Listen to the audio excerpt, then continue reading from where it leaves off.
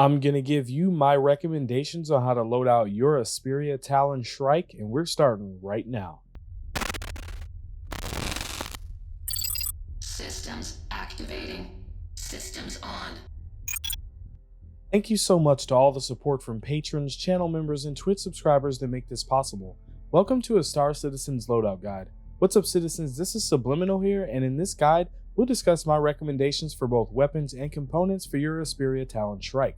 Our primary build will be a stealthy PvP, damn dirty missile-throwing ape machine. My loadout guide for the regular Talon has been released, and the buyer's guide for each of them will be coming soon, so make sure you're subscribed and have the bell clicked. Enough with the formalities, let's get to it.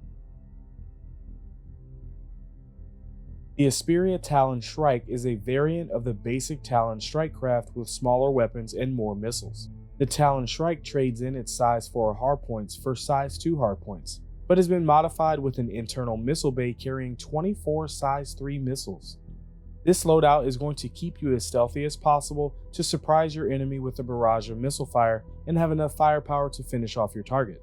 I'll also briefly cover a full military grade build, a build that is a complete opposite of the stealth build for comparison. Now that we understand the objective of this build, let's take a look at its components. We'll start with the power plant that generates power for our weapons and components. The standard power plant on the Shrike is the size 1 Grade C Stealth Class Sonic Light. This plant does not actually need to be upgraded for this build, but I want to be as stealthy as possible, so I'll be adding a slipstream. It's Grade A, Stealth Class, has almost 1800 max power generation per second, and a super quick 1.25 second draw request time. We will gain more than enough power for the rest of this build and actually cut the signature emitted from the power plant in half. Let's discuss its coolers. These cool our weapons and components after they've overheated. The standard coolers on the Shrike are the size 1 Grade B civilian class flash freeze coolers. I can't stress this enough, you do not need to upgrade these. However, just as the power plant, I want to lower my emissions as much as possible. For this, I recommend adding snow blinds. They are Grade A, stealth class, with a cooling rate of 170 kilos of cooling per second, and a draw request time of 7.5 seconds. By upgrading these, we are actually reducing our cooling per second, but having extra gives zero benefit to performance.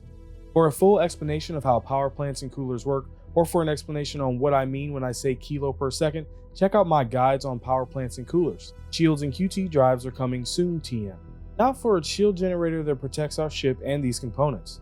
The Shrike stock shield generators are the size 1 Grade C military class Sukaron shield generators. Yeah, we have size 1 Sukarons now.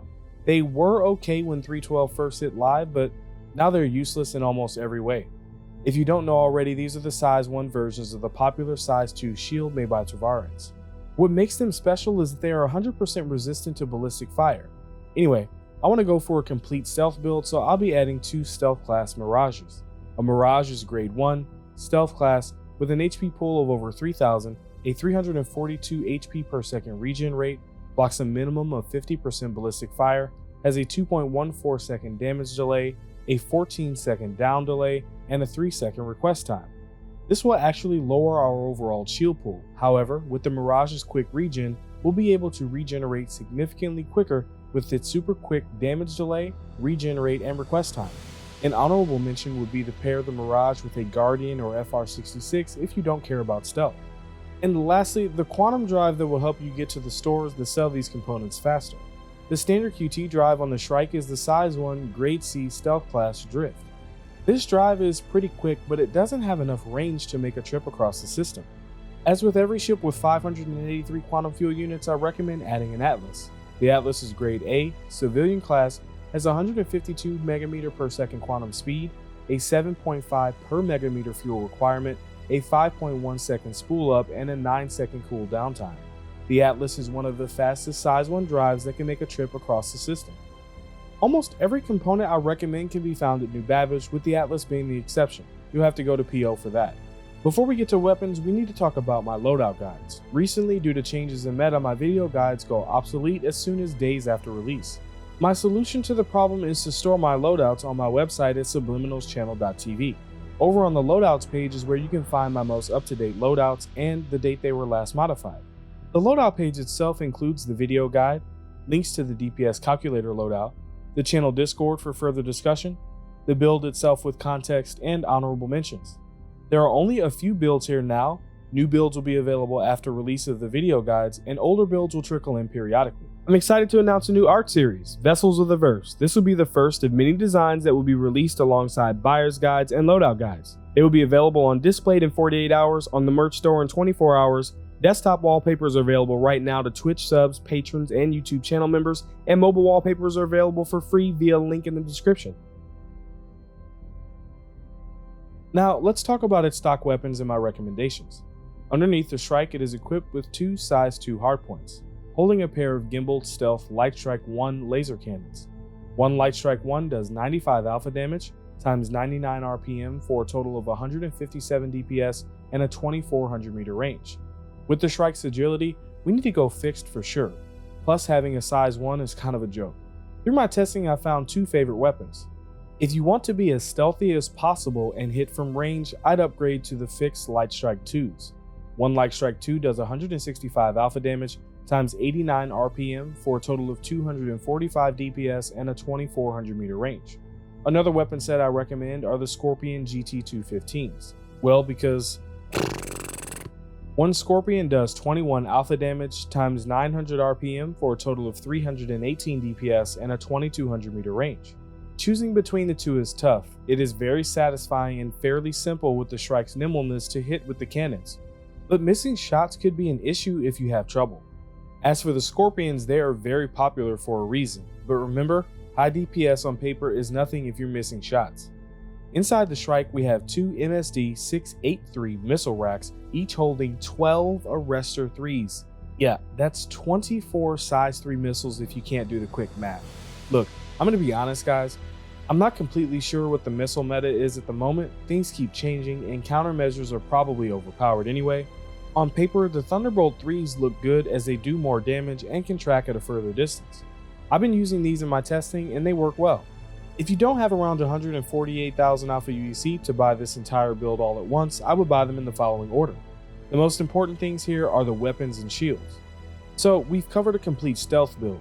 This would be great for sneaking up on PvP bounties, but just for shits and giggles, let's see what a full military class build will look like. We'll add the highly popular JS300 power plant, add 2 competition class Zero Rush coolers, add 2 FR66 shield generators, and the ever popular Atlas Quantum Drive.